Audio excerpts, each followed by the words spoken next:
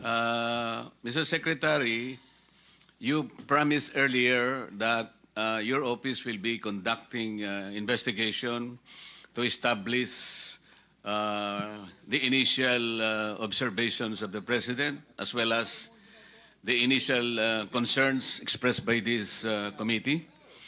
I will suggest that you should involve this committee in your investigation. We will be happy to deputize a staff from the Blue Ribbon in undertaking the investigation. Ganito lang kasimple. Halimbawa, yun pong binisita ng ating Pangulo sa Kalumpit.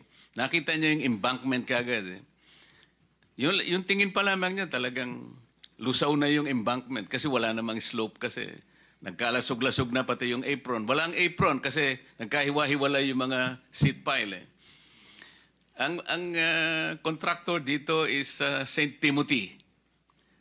Yung dating director ninyo, district engineer, Henry Alcantara, was suddenly transferred as assistant regional director sa Region 4A. Kailangan siguro magkaroon tayo ng explanation bakit mabilisan siyang inalis. Ano po? Tapos, siguro, dito sa mga ghost na ito, mahirapan kayo talaga dahil multo ito eh. Mahirap hanapin ang multo, Mr. Secretary. Siguro, isa sa mga sasuggest namin, itong mga contractors na multo ang kanilang mga projects, mag-umpisa sila sa sementeryo.